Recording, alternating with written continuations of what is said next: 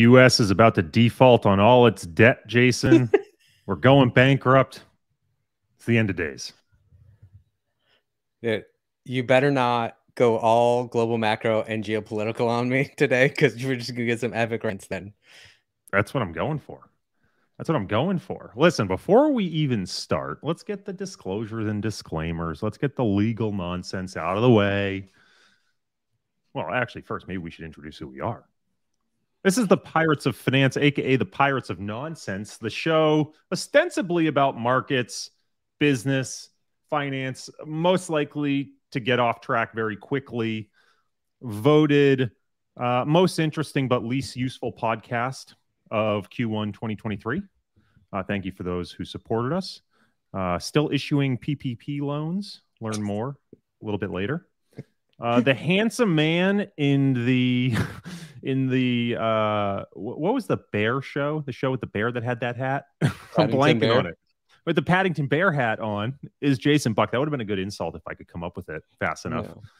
The handsome man, Jason Buck, across from me. I am Corey Hoffstein. We are your co-hosts. Nothing we say, do, act out in sign language or interpretive dance should be considered legal, financial, accounting, or really any sort of life advice. Talk to a professional, a therapist, an advisor, whoever you need. That's it. Jason, I was going to start with a little global macro. There's two things I want to say. Yes. The first is just an observation. I have learned to hack Twitter. You did. I figured it out. I have. This is 2 or 3 times now I've done this tweet pattern. And I don't want to say I'm playing the people like a finely tuned instrument, but I've figured it out.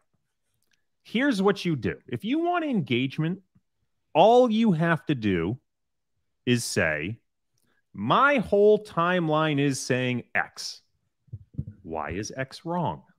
And people come out of the woodwork to tell you why X is wrong, because everyone wants to seem like they are counter the prevailing narrative, especially in markets. So it was earlier today, maybe yesterday. I've lost all track of time. I said my whole timeline is got the bearish macro thesis. Everyone thinks we're entering into a recession. Why is that wrong? I mean, 100+ comments in very short order with all the reasons, none of which agreed with each other as to why we're not entering into a recession. But knowing that the Twitter algorithm has now been published and that those early replies and likes juice your viewership, man, oh man, I feel like an engagement farmer. Just out here, I'm a humble engagement farmer. Yeah, do you think it's like now you feel like you have this superpower where you can just drop smoke bombs and walk away and watch the thread just populate below? You know, now that I know about it, I feel like it's like that Uncle Ben moment of like, with great power comes great responsibility. I'm like, I could juice myself to 100K followers. I know how to do it. I feel like Anthony Pompliano in this moment. Like what's the saying? You either live long enough to die the hero or become the villain. Like I got 2 paths here. Except for you, speaking of which, you've also gone full thread boy, like where you did a thread boy on thread boys on threads. Like you just went thread squared. Absolutely. The thread bar swap. I'm tweeting way less. Well, what's funny is I don't think I'm tweeting less. I'm just losing time. Like I went to bed last night. I put my son down. I went to bed. And immediately I hear him start crying. And I'm like, oh, I just put you down. I didn't. It was 5 hours later. It was like I jumped forward in time. So I get up and I feed him and I change him and I put him back down. And immediately he starts crying again. I'm like, what now? It was 2.5 hours later. I'm losing time, Jason. It is just disappearing. And so I think to myself, I'm tweeting quite a bit. No, there's days that are going by. I'm not tweeting.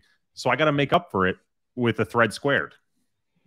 Time travel. It's like when you smoke, or more importantly, eat your vitamins, you tend to time travel. But now you, with baby brain and not getting adequate sleep, you're time traveling. I was going to say, these are different vitamins that I'm taking.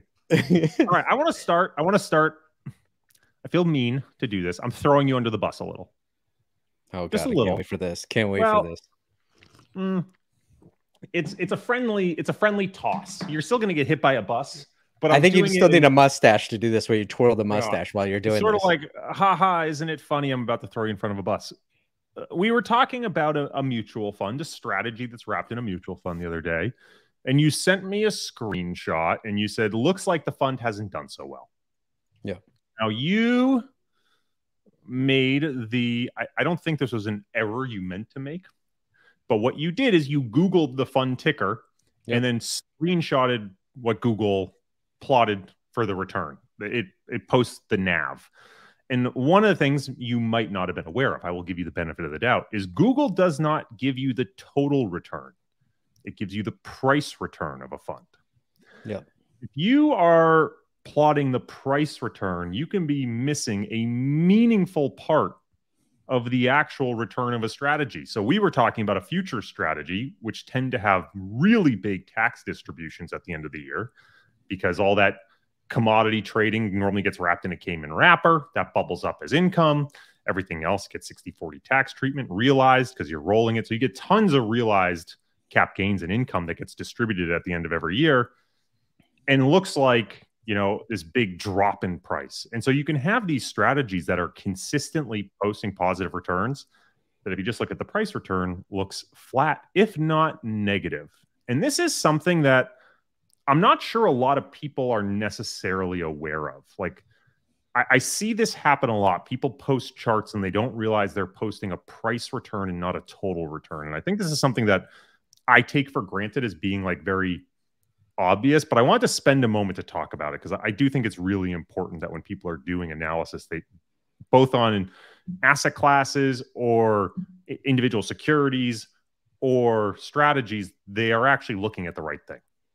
No, you're 100% correct. I am clearly an idiot, but also I was just doing something quick on Google and just to send to you, but also because in my world, nothing we do can be Google. You can't Google anybody's track record in my world, and everything we do in my world is total return in futures and options. So that's what I'm accustomed to. And right, I just screenshot like a mutual fund.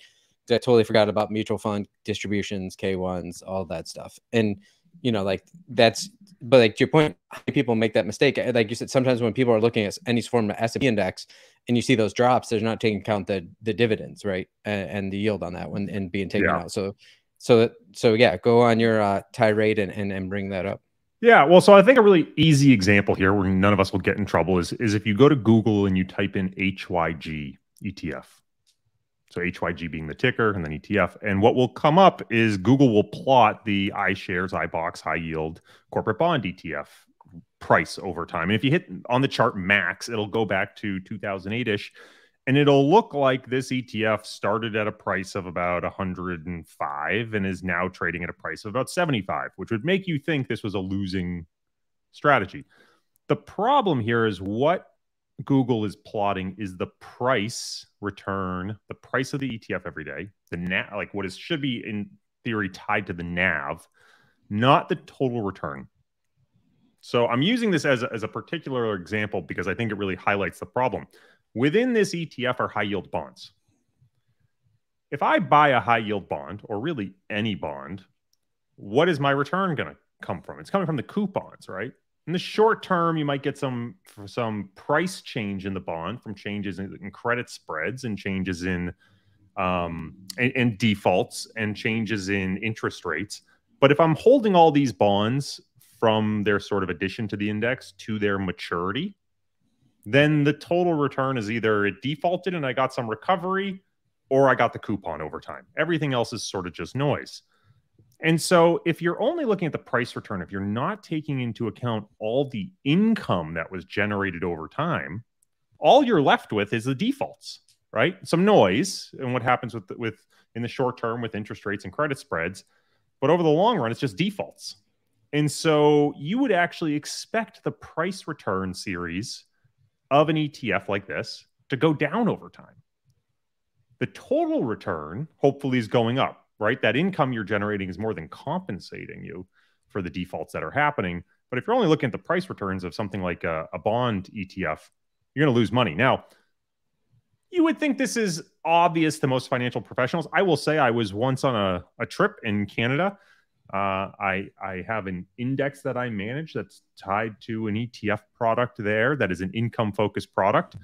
An advisor pulled up the ETF ticker on their I think they use Thomson machines up there, not Bloomberg, Thomson machine, which defaulted to price return and proceeded to tell me that unless I did something to make the price go up, they would never buy the product. To which I pointed out that's not possible unless you want me to actively trade these things. If I'm just generating the income, all the return comes from the income. You got to look at the total return. Needless to say, I did not get an allocation from that advisor. But I think it's really critically important here that people understand when you're looking at an asset class or a strategy, you should be looking at the total return. Yeah, like Dennis David said in the comments, in hedge fund land, it's like SPTR versus SPX, and that's what I'm saying. Like we use SPTR, S&P total return, so like that's what I'm used to. But like, why do you think if ETF or mutual fund or index, whatever, if it has, you know, dividends, distribution, yield, or you know, K1 income, you know, why isn't the default total return? Why is the default price return? Well, I think the default is price return because plotting the total return requires back adjusting the price, right? So when you plot the price return, you're basically saying what was the price on that day? What was the actual ETF trading? So you can just get the data feed from the market and say, okay, this is what the price was. And you can just plot those prices over time. That is not wrong. But what it's ignoring is the fact that you had this income that was paid. Well, how do you account for that in the return series? I think an example would be, let's say there was a company that did a spinoff of 50% of their business, right? So you own Acme company and they do a spinoff of 50% of their business as XYZ. And so you get all of a sudden the shares of Acme drop by 50%, but you get these other shares XYZ. Well, if you plot the price return, Acme company looks like the price dropped 50%.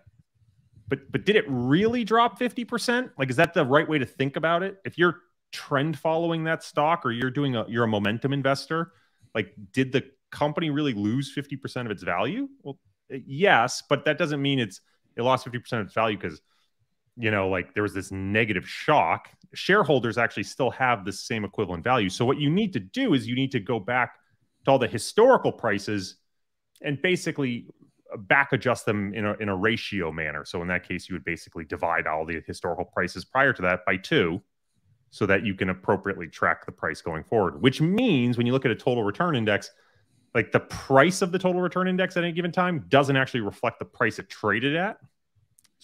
But it reflects the total returns an investor generated. But I've had these fights with people who do technical analysis. They often look at price return charts, and I say you can't look at a price return chart. First of all, I'm not going to debate whether you can or cannot do technical analysis. Limited point here. The limited point being you can't look at price return charts. You have to look at total return charts. Because again, you can have these examples where, you know, if you were to look at high yield bonds, for example, and look at the price returns, you would never buy high yield bonds, right? You obviously care about the income. If you have a company that suddenly pays out a massive cash distribution, it's going to look like a big sell from a momentum perspective. Well, that's not a sell necessarily. It's just that they took cash off the balance sheet. And of course, the share price has to adjust down. Doesn't mean the future earnings are impaired or the growth potential is impaired, right? The total return can still be the outlook can be positive. So you really need to adjust for these things. By the way, if you go like to Yahoo Finance and go to their historical data on everything, like they have an adjusted close they make available to you. So it's all there. Morningstar, all the funds are done in total return. It's just if you Google something, they're showing you price returns. You know, it makes me think about in futures and options land, like we were talking about SPX, you know, X dividends. For years, you and I have been talking about dividend trades because, you know, there's a whole dividends markets in futures, you know, whether it's domestic or European, et cetera. But you haven't talked to me in a while about the European dividend trade. Are you still interested in that, or is that long gone? Dividend futures, dividend swaps? Yeah. Yeah. We used to talk about this a lot. Yeah, I haven't paid attention to it in a while. So basically, here's what happened. I had enough chats with Ben Eifert, a friend of QVR, who made me realize that there's enough subtlety. First of all, I couldn't trade it anyway. There's reasons that I was restricted from trading that stuff, like I just mandates and all that other stuff. But when I was like, well, maybe I'll explore trading it, I was like, this is such a illiquid, weird market with so much nuance that the only way I'd feel comfortable trading this is bringing on someone who's traded it before and knows all the subtleties. Like I got wise enough to know I didn't know, and that is just a good reason for me to remain arm's length, with the exception of I think this is sort of true for a lot of things in financial markets. When they get so out of whack, so weird, that there's a margin of safety for all the things you don't know. And they get so fundamentally broken, like March 2020, that you can go, this stop making sense. Like, these are clearly people who are being forced to trade. These aren't economic buyers and sellers. This is someone getting a risk tap on the shoulder. Okay, I can sort of overcome the hurdle of my ignorance, but that's 0.001% of the time. Yeah, there's a unique thing, especially in European divvies, where like there's 4 sellers, right, at an institutional level. So if you can map kind of whole territory and know what who the players are and why they're selling, there's interesting opportunities there. But then also the forwards are like crazy years out, and the different contracts you can trade always are like, it always messes with your head a little bit trying to think about those trades. And like you said, you better have some sort of specialty or be able to map who the primary players are in that space, or else you can get burned. And we've seen that many times. So in the comments, by the way, they're saying we're talking about finance today, which who are we to talk about finance? Who are we? You got me. How can we be so bold? And maybe I will say maybe not just interesting, or maybe it's not interesting, but perhaps useful this time. We got to find the balance of both interesting and useful. I think what I just talked about was actually useful, but not interesting at all. Exactly. So I got some random shit for you. People off the first 17 minutes of the call. That was actually just a test to see. If you made it this far. If you made it this far, I was asking you earlier this week because I can't remember if I'm rereading or like your brain fog is now my brain fog as well. The And a Bottle of Rum book. Yes. And there was just some things that popped out in me again because what a phenomenal history that is. Whether any of it's true, who cares? The storytelling's phenomenal. Yeah, you did send me a message where you're like, did you know about this history of rum thing? And I'm like, yeah. And you're like, have you read this book? I'm like, I'm 99% sure you recommended that book to me. Like, I'm sure I bought it for you. If we just scrolled up in our WhatsApp chat, I'm 99% sure you recommended it to me last year.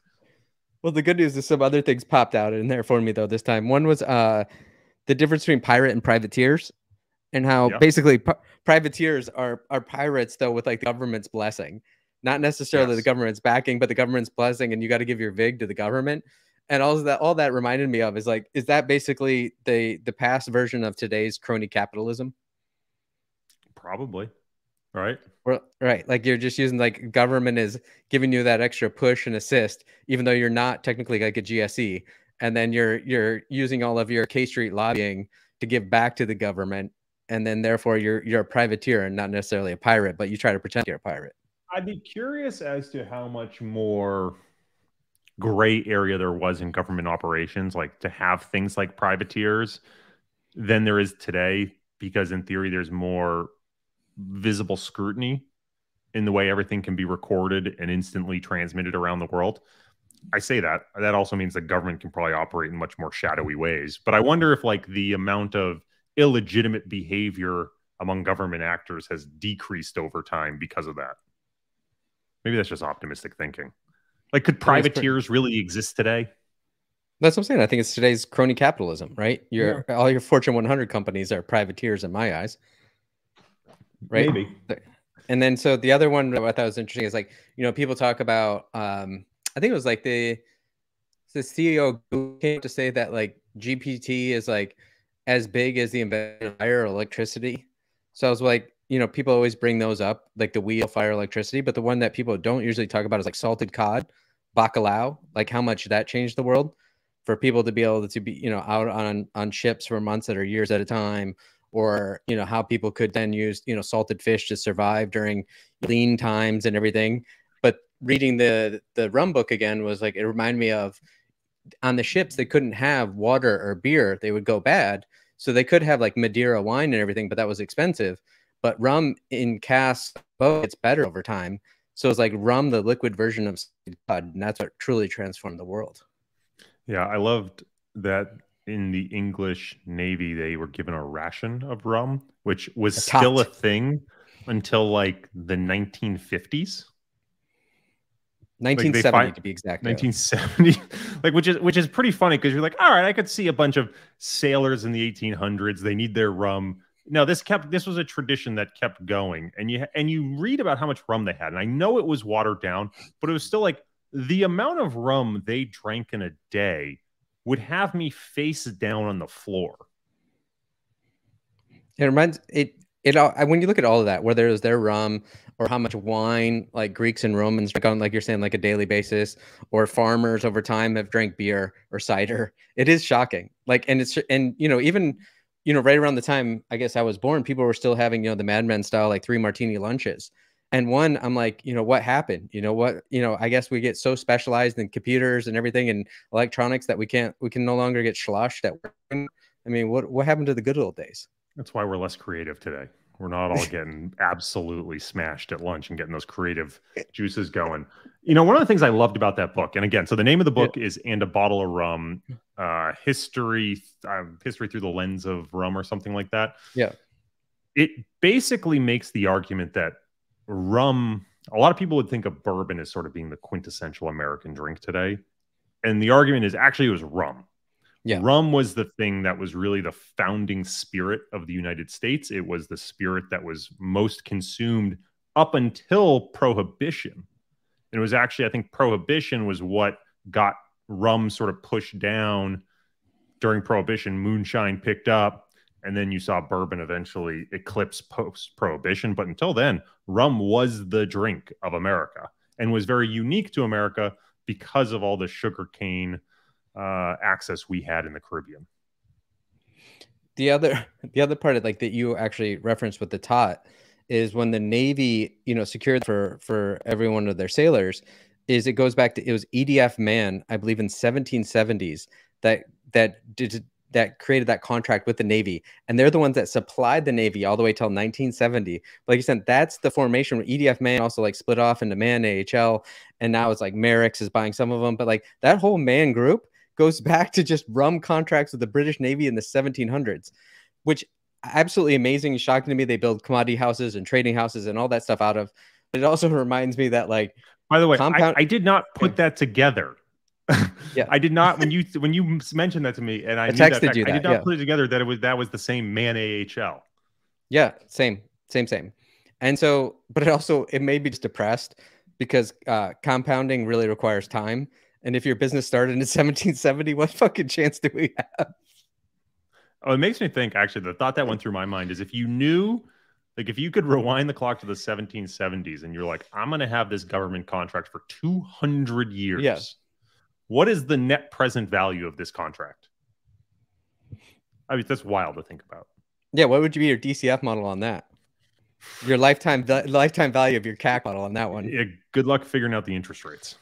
But part of it, you said, what happened when we used to drink, 3 martini lunches and have fun. Have you seen this Stanford Fun Strikes Back movement? No. This is so good. So there's a revolt going on at Stanford with the students. And here, I'll just read you kind of like the top kind of paragraph of their revolt. Stanford used to be weird and wonderful. Where did the fun go? Stanford today is a completely sanitized version of its former self. Administrators have meddled in every aspect of student life to strip Stanford of its character. In the process, they disrupted the organic, wacky, and inclusive spontaneity that made Stanford so special. So what's their proposition? So they have all these other things I'm not going to get into, but like my point is, like, I wonder, I don't believe in fourth turning and all that nonsense, but it may be exciting to me to see that maybe fun is coming back. Maybe this youngest generation is tired of all this. Like, they want to bring back, the Jejun experiments. They want to I doubt they're bringing back the 3 martini lunch because nobody drinks anymore in California. But, maybe there's a revolt happening. Maybe this is the little seedlings there that, like, students don't want to be so serious anymore. Yeah, I mean, I think like my feelings on this are that 99% of people in the United States don't give a flying fuck about any of this stuff going on. We're all just rationally in the center, and the bickering 0.5% on both tails are just obnoxiously unbearable and dominating social media and dominating traditional media. And we're left thinking that everyone's insane when in reality, most of us would do pretty well to sit down with a beer and maybe even a Bud Light, you know? Because I guess, you know... Are you trying to set off the comment section? I mean, now I get to get your Twitter smoke bombs. Now you're going to do your verbal smoke bombs on this? I just, listen, I've been really, I'm not a guy who delves into the political, but I am someone who likes to think that I'm reasonably rational. And I don't know what is going through people's minds when they're pulling out guns to shoot a case of Bud Light because Bud Light had a rainbow can. And then they're like, well, I'm going to drink Stella. I'm going to drink Coors. It's like, you fucking morons. First of all, that's all Molson Coors, who has been more supportive of the LGBTQ community going back to the 1980s. Like, there's like 2-3 beer businesses that dominate everything, and they're all incredibly supportive and inclusive, or at least moving in that direction. I guess the only way to protest, you know, the beer turning you gay is just not drinking beer anymore. I feel like either I've completely disappeared or Jason has.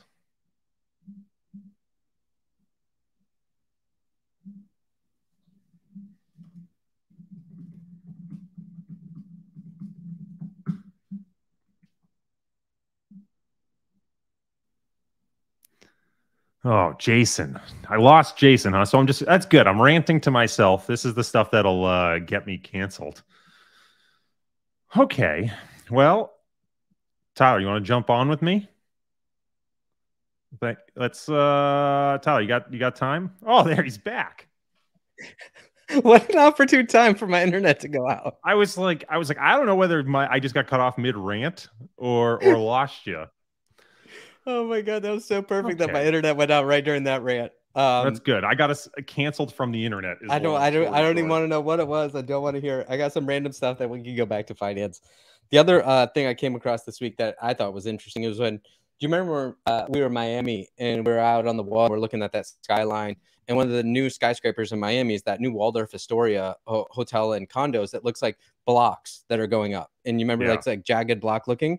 Well, what I was watching this video earlier this week is like, to be able to build that, they've come up with this hybrid called deep soil mixing.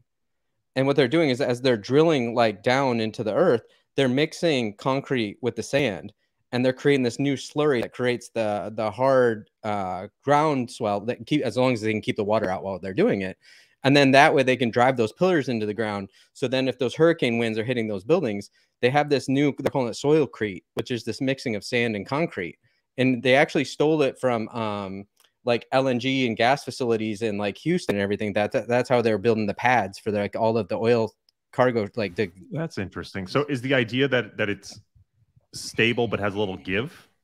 Yeah, stable has a little give, and yeah, it's a way for you in Miami allegedly to build skyscrapers as long as you can make sure no water gets in while you're doing it.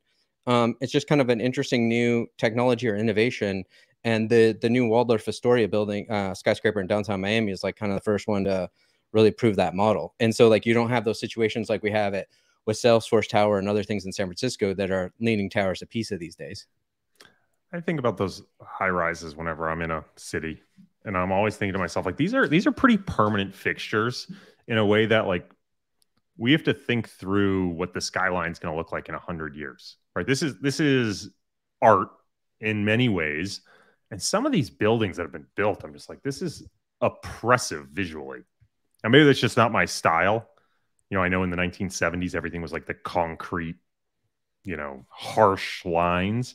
But I look at like in Boston, like the most of where they had the judiciary branch is just these like harsh concrete buildings that you're like, this is just like horrendously ugly, and it's going to be that way for 100 years. I don't know what it's going to take for them to ever tear it down, because that's not going to decay.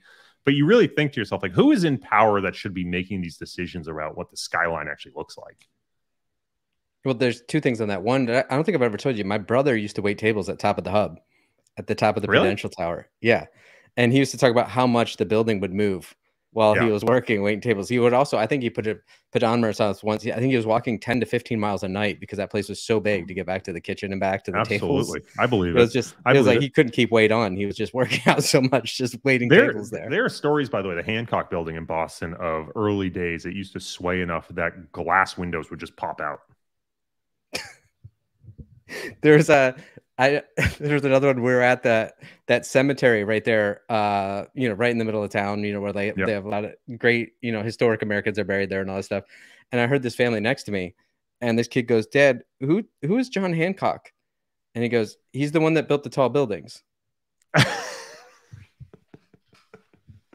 But the other thing about like, where did this ugliness come from? I think it's an Austrian architect. When I said last name is Lutz, L-U-T-Z, I believe, and first name maybe Adolf. I can't remember his first name, but basically he was the one that started the modernist movement because he was trying to revolt against ornamentation. You know, there's this movement that historically we used to build buildings to be beautiful, and they had all this ornamentation to it that was superfluous but made for a beautiful building. And he was gargoyles and all that stuff. He was a reactionary architect, and he created like one of the first houses that was kind of block and had nothing around the windows or anything like that. And so, and then from there, it just kind of took off as a movement. And then, of course, real estate developers, investors, everything, they loved it, right? More margins. Right. And so it just kind of like, it took off on its own. And so it's been interesting. But then I also like, I actually don't mind like tropical brutalism that you get in like Brazil, where it's that mix of like concrete, wood, and glass. And then with the proper tropical foliage, it doesn't actually, it's kind of offsetting. It doesn't look too bad as long as it's not too stark around it. Like you're saying, what is it? It's like the courthouse and police building in Boston, right? That's just so bad. Or it's just like, that concrete pad is what makes it horrible, like leading up to it.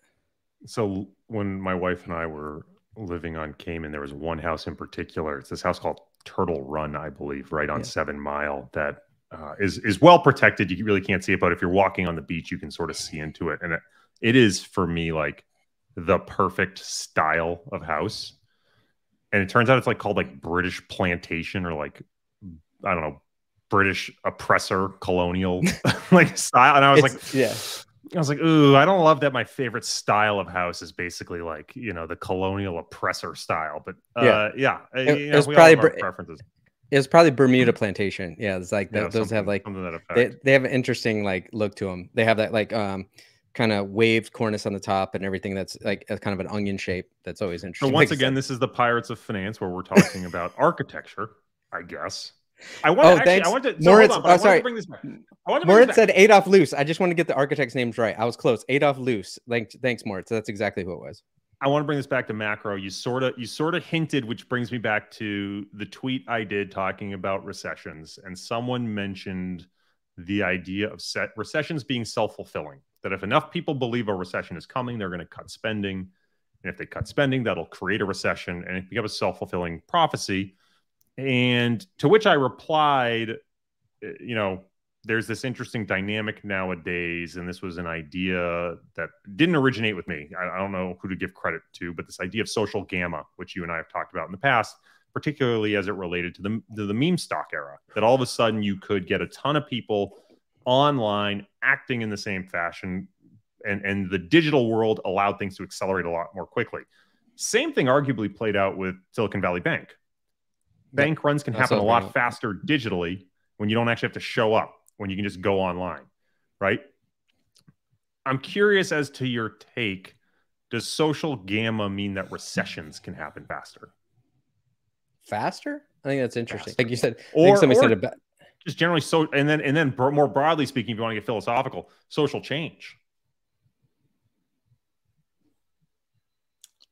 Yes and no, because I would say there's countervailing forces, right? That's the problem with technology. Like the good and bad about technology is like, one, you can have that social gamma, but you can also have it in the other way as well. But like you said, I wouldn't be surprised if it accelerates things, like where you could have a faster dip into a recession and maybe even potentially a faster recovery, especially if, as we talked about in the past, those things are behavioral. The problem with behavioral economics is it's bullshit, but everything's behavioral. So it's both right and wrong at the same time.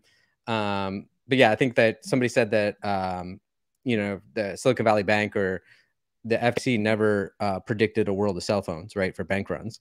And so, you know, physical bank runs were at least attenuated by your ability to get down to the bank, where now you could just, you know, punch it into your phone and all your VCs tell you to sell at the same time. So you think it could potentially accelerate the recession, but then what do you think about peak to trough or duration of recession then?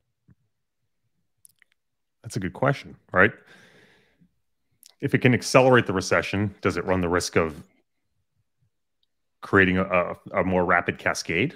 Like it just becomes deeper, it becomes more self-fulfilling. Yeah, right?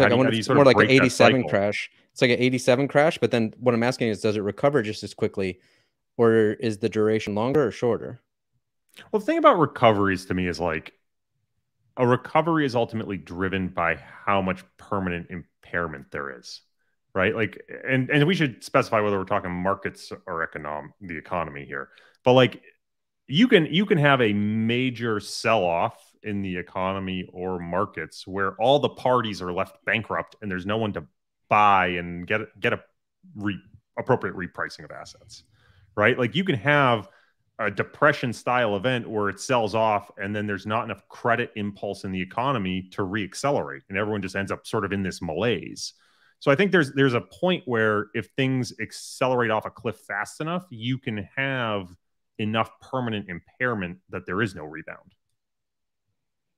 What do you think about, though, in a tangential way, it makes me think about if we have, as everything moves in waves and we're having maybe a resurgence of populism or labor class beneficial economics, do people start to wake up to the idea that, the stock market is just this fictitious digital economy and doesn't affect Main Street? Unfortunately, it affects Main Street, as we know, with credit supply and credit liquidity. But otherwise, are we eventually going to get to a point where they're like, yes, you're having these exacerbated sell-offs or bank runs, but it has nothing to do with Main Street. So why are we playing these games? I'm not so sure.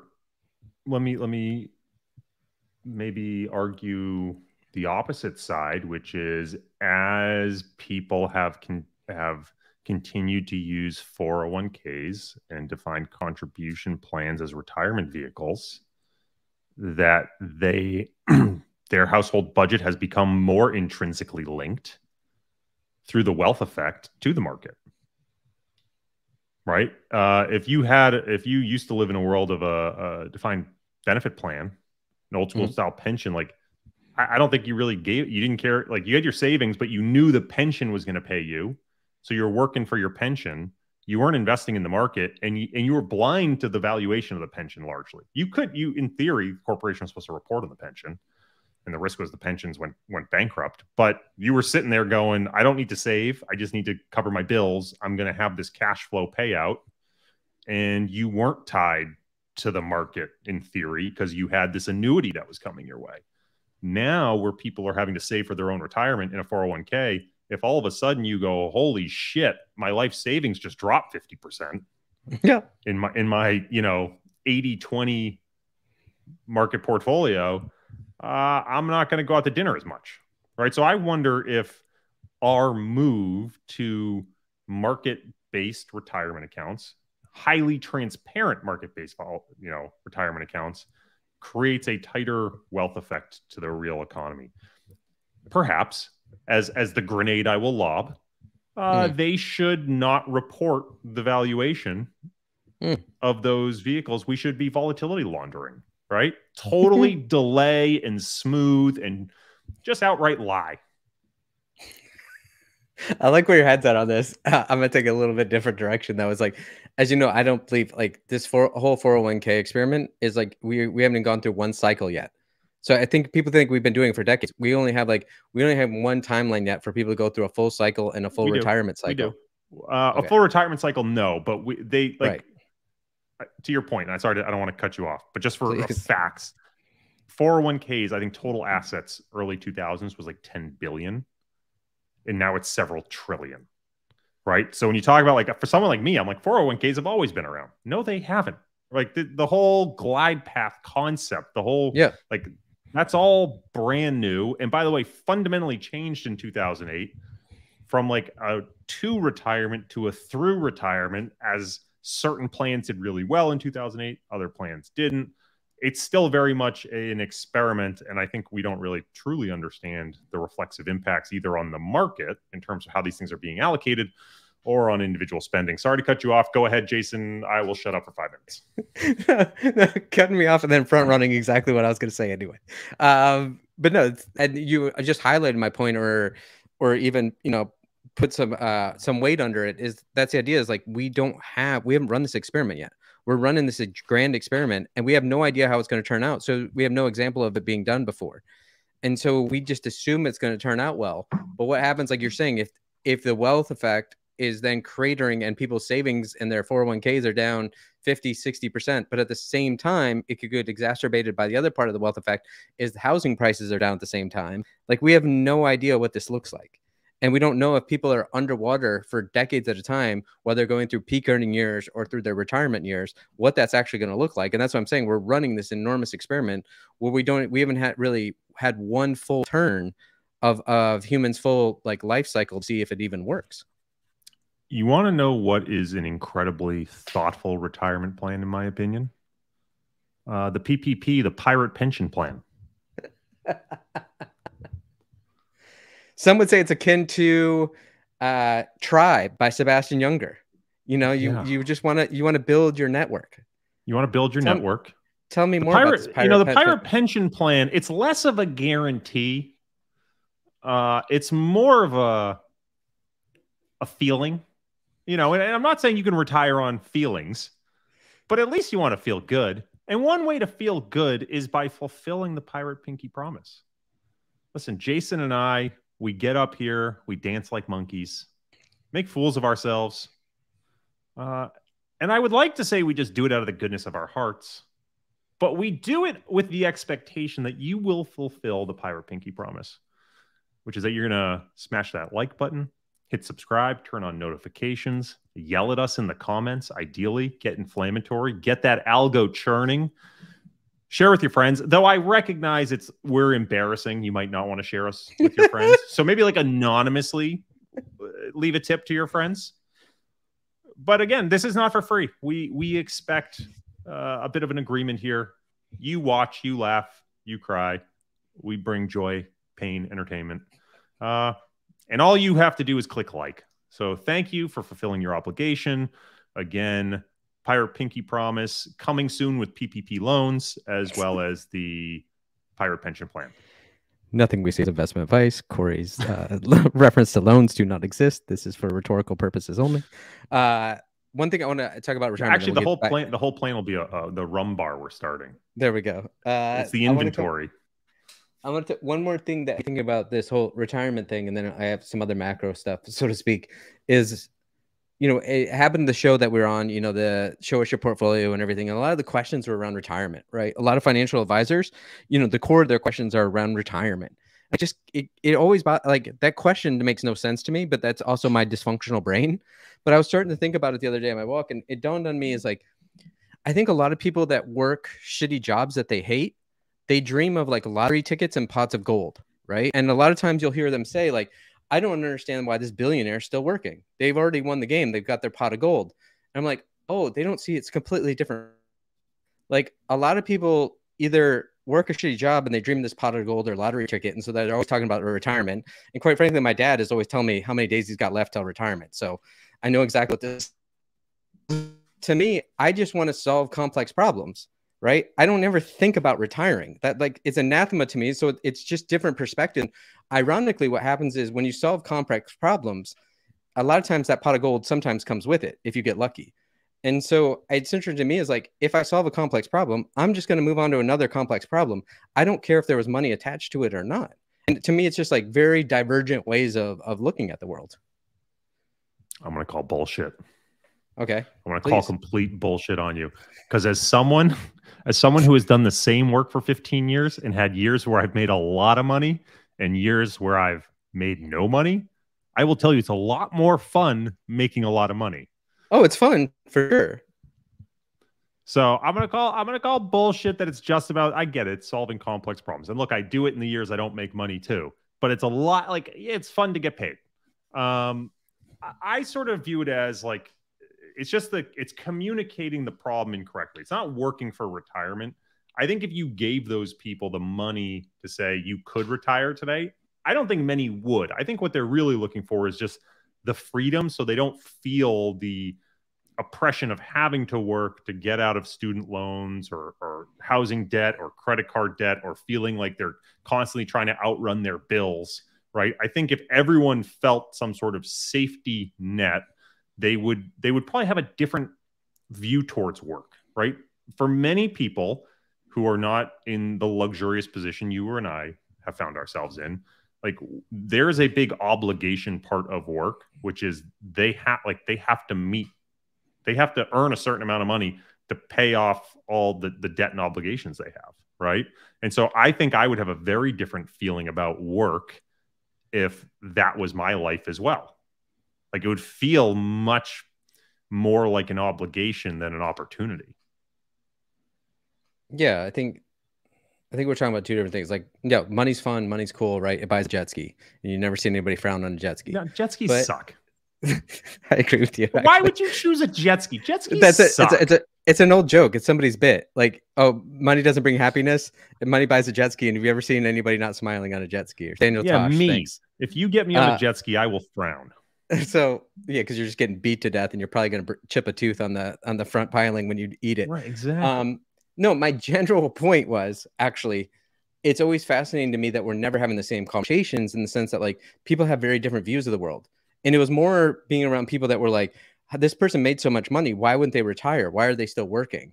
And I'm like, oh, you can't see that it's not about necessarily making money. Yes, making money's cool. Making money brings security. It's just people have very divergent views of the world. I get what you're saying, but and this is total bullshit made up. I sort of feel like that view is being informed by, like, them, what they're working for, right? Right. Right. I don't want to use Maslow's hierarchy because I don't think it really works that way, but let's use it as a basic example. Like, when you've gotten out of those bottom couple layers and you have enough saved and you're no longer in massive debt and you're not feeling the pressure of day-to-day bills, I think the way you think about work is very different than when you're constantly being chased by that monster, right? And so for someone who's being chased by that monster, it's like, wow, work is like this there's a constant threat, right? And so the ability to be like, wow, I could just not work and feel safe, right? I think what would really happen, like, I think that's what they're alluding to. It's not that they would just, I don't think many people actually want to retire. I think many people want to feel fulfilled in life, and so they would just choose potentially another form of work, right? It's just that they have to do a certain form of work to make sure they pay their bills, and it's a form of work that they don't find engaging or fulfilling. Anytime I hear Maslow's hierarchy of needs, I figure somebody's about to sell me beads and a mantra. How did I do?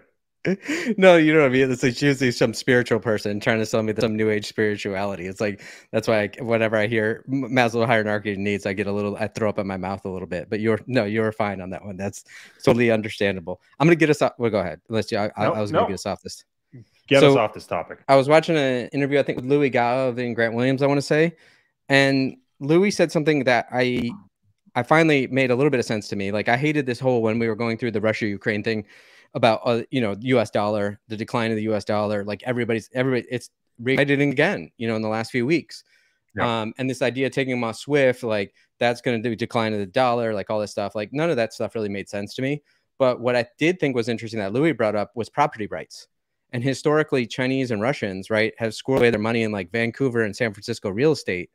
And as soon as, like, they took away Chelsea Football Club from, like, Roman Abramovich just for being Russian, like, we started, it didn't really matter necessarily maybe us taking them out of SWIFT, but as soon as you started affecting property rights, what Russians were allowed to own as businesses and property, now you've thrown a monkey wrench in the system where Russians and Chinese go, well, it used to be a safe harbor for us to buy property and businesses in the UK, Canada, and the US.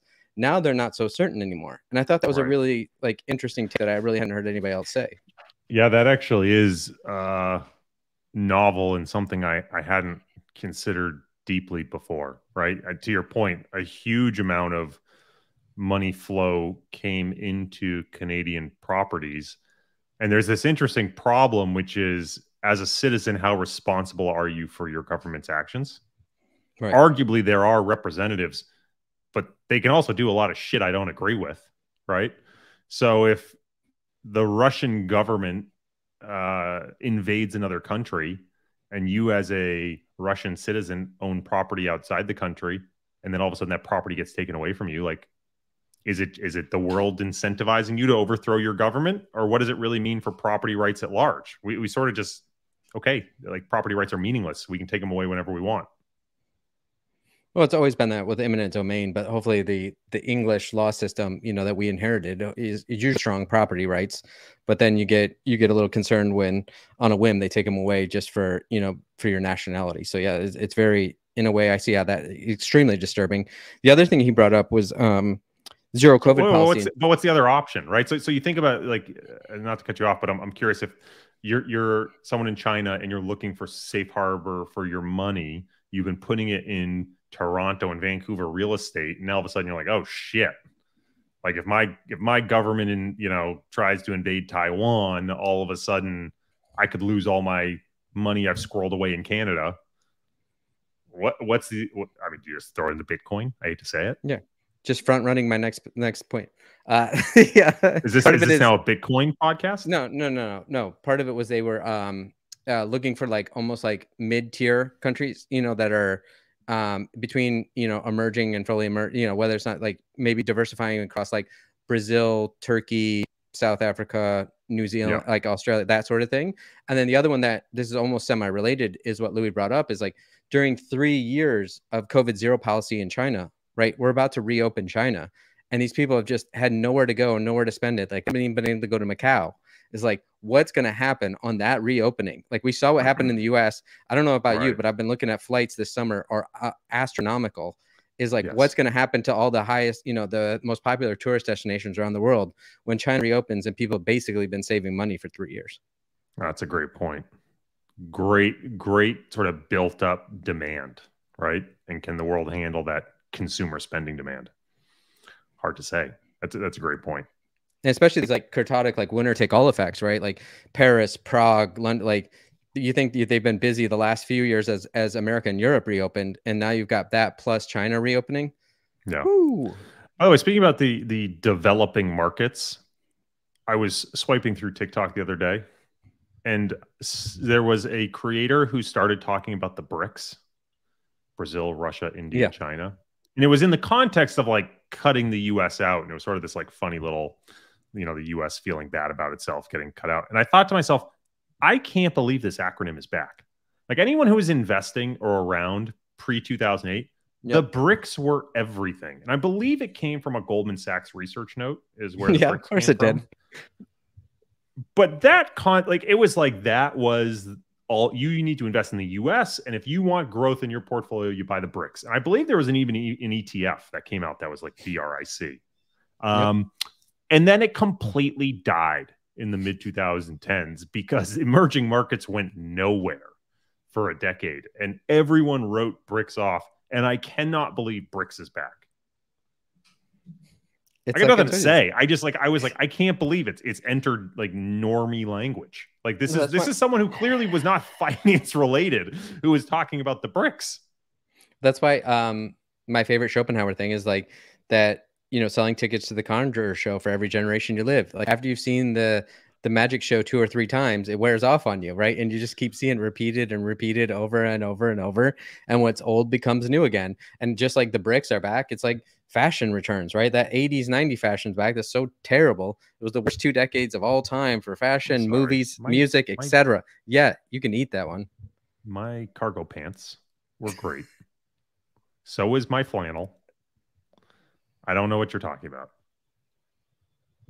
I actually think 90. Wait, hold on. I actually liked 90s, early 90s grunge look. I would bring that back. Well, there you go. Bring it back. I think some of the flannels are definitely coming back. It's when you can start layering in your thermal and your flannel, right? Then you're back. Thermals. And if you let if you let the double shirt and if you let the lettuce flow and it's a while before you get a haircut, you'll be right back there. You got to bring out that Kurt Cobain dad vibes. Kurt Cobain dad vibes. Yeah. And then I'm still trying to decide what kind of dad I'm going to be, by the way. I have time to figure it out. What kinds are there? There's like dad archetypes, you know? Well, there's the dad who just ignores his children. I don't want to be that one. Right? But that would be why I don't have kids. I'm not the hunting dad. You know, that ain't me. I don't think I'm like the overprotective dad. I've sort of figured that out. Like I'm like watching my kid crawl off the couch already. Like it is what it is. He'll learn. So I'm figuring it out. What type of dad archetype am I going to be? I'm not going full dad bod beard dad yet. Maybe. We'll see if I get there. It's too early to tell on that one. Yeah, I haven't given up hope that I can maintain some sort of physical shape. Yeah, I think there's a couple. I should map out the dad archetypes. I'm trying to avoid being the workaholic dad. It's interesting when I'm at my in-laws that are, married with 2 young kids, and I'm on their like Wi-Fi. As soon as I get back home, like in my Instagram feed, it's all like dad jokes and like everything. Yes. Like it's amazing how it can just infiltrate your Wi-Fi network. There was the old story about how like Walmart and all those places know you're pregnant before you are because of like how your Google search stuff. Dude, it's absolutely true. Like my wife shared with me one funny, mother TikTok thing, and now my TikTok feed is just filled with parenting, filled with it. My YouTube, nothing but parent hacks. It's horrible. I got just because you like set me up, I want to end on a kind of a setup for you in a way. Oh boy. Love him or hate him, is Martin Shkreli one of the most interesting people in the world? And have you seen the new company he's got? I don't know his new company, but for varying definitions of interesting. Yeah. Right? It's sort of like, is Elon Musk one of the most interesting people in the world? He provides a lot of entertainment, both good and bad. You get, he creates a lot of chatter. He is interesting in some of the things he does. Do I wish it would get toned down? Absolutely. So Shkreli's got a new company called drgupta.ai. And so he's trying to disrupt the whole Dr. Google thing. And so he thinks with Dr. Gupta, by the way, yeah, like as in ripping the GPT, drgupta.ai. And he thinks it's better than you using Dr. Google at like Friday night, like 11 p.m. to try to find out what your symptoms are. So I had this business idea a while ago. When my wife didn't know she was lactose intolerant, she was having, physical issues and couldn't identify what it was. And I said, I think there's an interesting business proposition or like an app you could build where the app checks in with you throughout the day. It's like, how much sleep did you get? What'd you eat recently? And it sort of like checks out your symptoms. And then over time uses all that to go, here's the pattern. The pattern is you keep eating milk, you idiot. And then you have, you're lactose intolerant, right? But I was thinking like there's more complex problems of people who get migraines. My business partner ended up being gluten intolerant, didn't know, kept having issues and kept cutting things out of his diet, except for like plain white bread. He was like getting more and more towards like plain pasta, plain white bread, trying to cut everything out. And that was the major culprit. And I was thinking to myself, there's, I think, a really interesting use of AI integrated into our day-to-day life. If we're willing to share the information, that it would be able to identify the patterns through that sort of conditional interaction. Yeah, and then you do that across, tens of millions of people. You probably get, you can hone in on a better diagnosis, right? Than any individual GP could. So but that's the interesting trade-off, right? Are you willing to share your health data? That's a good question. Privacy concerns abound. I've already given all, I've given so much away to the internet. Who am I kidding? Did we talk last week about like the new hacks that are out where they're taking the likeness of kids and audio from kids? Yeah. I think we were talking about Auto GPT and that stuff. And then there's that new podcasting one too. I can't remember the name off the top of my head. I'll look it up real quick. But like, yeah, pretty soon. I mean, they got our voices. We've done plenty of content. I think pretty soon let's have Tyler just spin up AI generated bots of us talking to each other. Is it time to disclose that neither of us are actually here? This is all AI generated. That would be awesome. Yeah, the new one's Wondercraft AI. But I think that really works for like news style podcasts, not necessarily podcasts that are about nonsense. So speaking of the nonsense, do you want to give our disclaimer and take us out of here? Yeah. Well, everyone, this has been the Pirates of Nonsense. We appreciate you sticking with us for the full hour. Hope you had a wonderful week. I hope you have a wonderful weekend.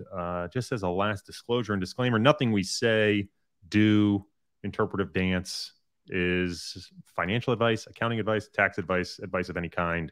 Please seek a professional on all those matters. With that, Tyler, take us out.